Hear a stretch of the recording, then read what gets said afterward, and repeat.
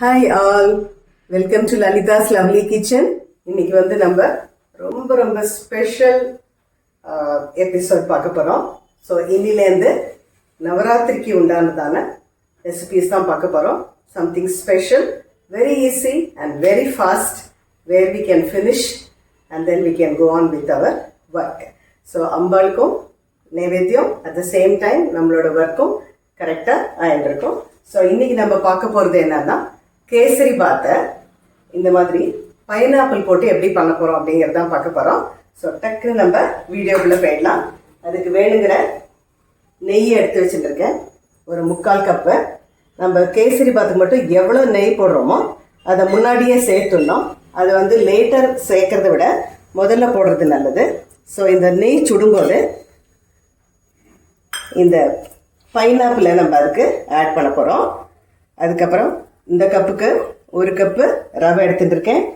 அதை சேம் கப்புக்கு 2 சுகர் எடுத்து வச்சுருக்கேன்.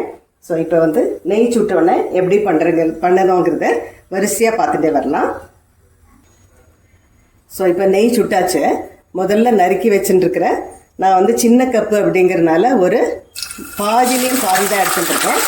ஸோ இந்த பைனாப்பிளை போட்டு முதல்ல 2 வதக்கிக்கலாம். நான் எப்போதும் உங்களுக்கு சொல்கிற மாதிரி இந்த ரவையை வாங்கினோடனே நான் நல்லா வறுத்து வச்சுருவேன், அப்போ தான் பூச்சி வராது அப்படிங்கிறதுனால.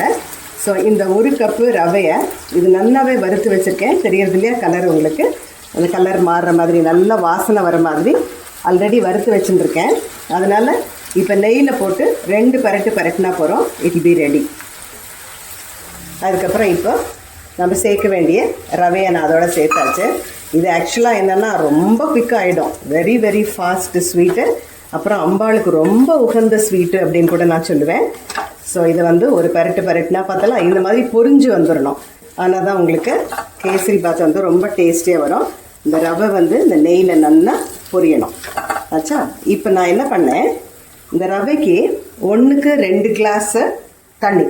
இது வந்து கேசரி பாத் ஆட்டம் இல்லைன்னா உப்புமா, ரவை உப்புமாவாட்டம் வந்து கேசரி பாத்துக்கும் 1க்கு 2 தான். பட் அதுக்கு வந்து ஒரு ½ எக்ஸ்ட்ரா விட்டால் கூட இட் ஒன்ட் பி பேட். ஏன்னா கொஞ்சம் நெத்தா இல்லாமல் சாஃப்டாக நல்லா வரும் அதனால.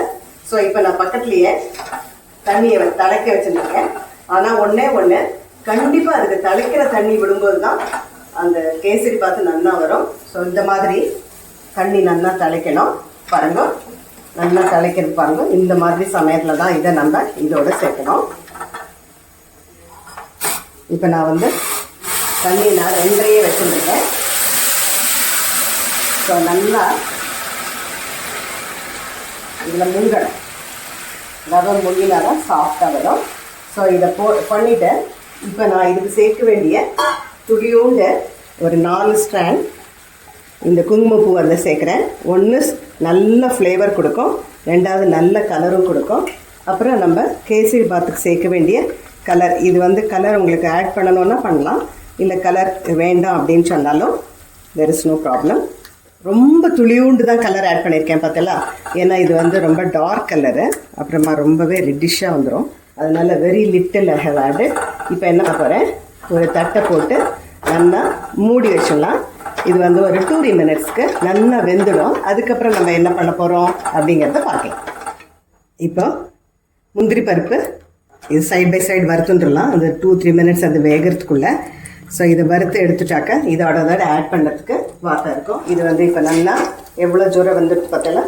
ஸோ இப்போ ரவை பைனாப்பிள் 2மே சூப்பராக வெந்தாச்சு.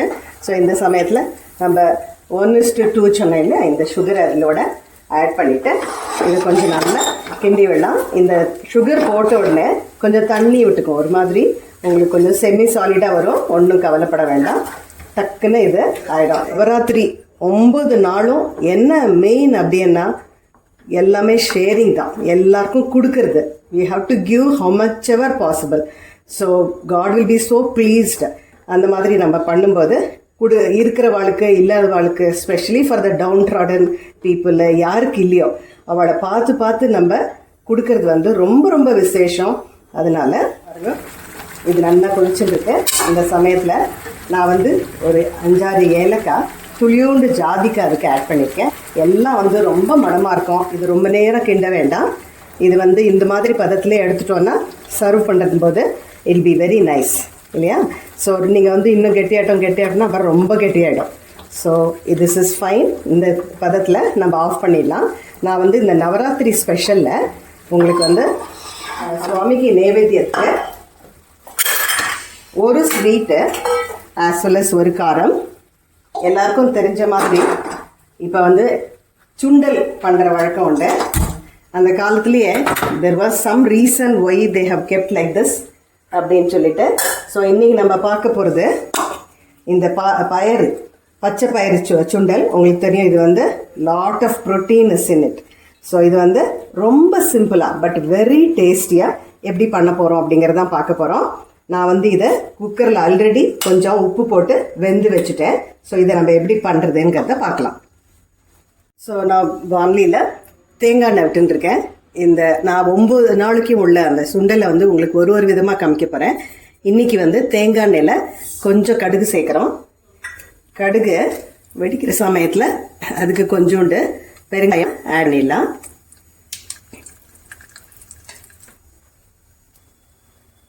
ஸோ கடுகு பெருங்காயம் ஆட் பண்ணியாச்சு. இது கூட நான் வந்து ஒரு ட்ரை சில்லியை சேர்க்குறேன். நான் வந்து இதுக்கு ஒரு பச்சை மிளகா தான், ஒரே ஒரு பச்சை மிளகா கீத்தி வச்சுட்டுருக்கேன். அண்ட் சுவாமி நைவேத்தியம் ப்ளஸ் சின்ன குழந்தைகளுக்கு கொடுக்கும்போது ரொம்ப காரமாக இருந்தால் ப்ராப்ளம் இல்லையா, அதனால. ஸோ இப்போ கடுகு வெடிக்கட்டும். அதுக்கப்புறமா நம்ம சேர்க்க வேண்டிய இந்த பச்சை மிளகாயை ஒன்றே ஸ்லிப் பண்ணி வச்சுட்டுருக்கேன். எதுக்குன்னா நீங்கள் ஈஸியாக எடுத்துடலாம். காரமாக இருக்குன்னா யாராவது பார்த்து சாப்பிடும்போது வாயில் இது வந்து கிடைக்காது இல்லையா, அதனால. ஸோ கடுகு வெடிச்சாச்சு. ஸோ நான் இப்போ வந்து பச்சை மிளகாயை அதோட சேர்க்குறேன்.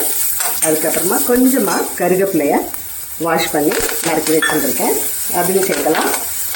அது கூட இந்த வெந்து வச்சுருக்கிற ஆல்ரெடி நான் குக்கரில் துளியோண்டு இதுக்கு தேவையான உப்பை போட்டு நல்லா வெந்து வச்சுருக்கேன். ஸோ அதையும் அதோட கலந்துடலாம். அதுக்கப்புறமா இதுக்கு சேர்க்க வேண்டிய தேங்காய் நல்லா துருவி வச்சுருக்கேன்.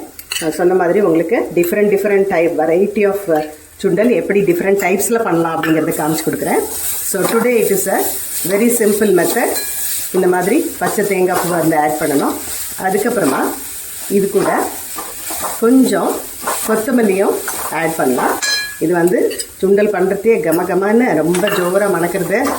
So to share with everybody will like it. So இந்த மாதிரி பண்ணி கொடுக்கும்போது ஸோ இதுக்கு சேர்க்க வேண்டிய கொஞ்சம் கொத்தமல்லி வச்சு நான் இப்போ இதை என்ன பண்ண போகிறேன், இதை அடுப்பை ஆஃப் பண்ணிடுறேன். அது நல்லா வதங்கி எடுத்து ஸோ இதுக்கு ஒரு ஹாஃப் மூடி லைம் எடுத்து வச்சுருக்கேன்.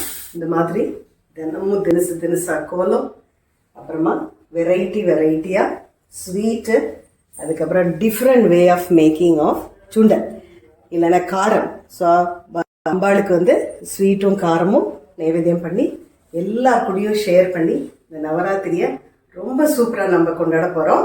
ஸோ இன்னைக்கு வந்து we have seen only one part, so it will continue. So I hope you like this recipe. Please try it and enjoy it, and you in the next lovely video. Bye bye.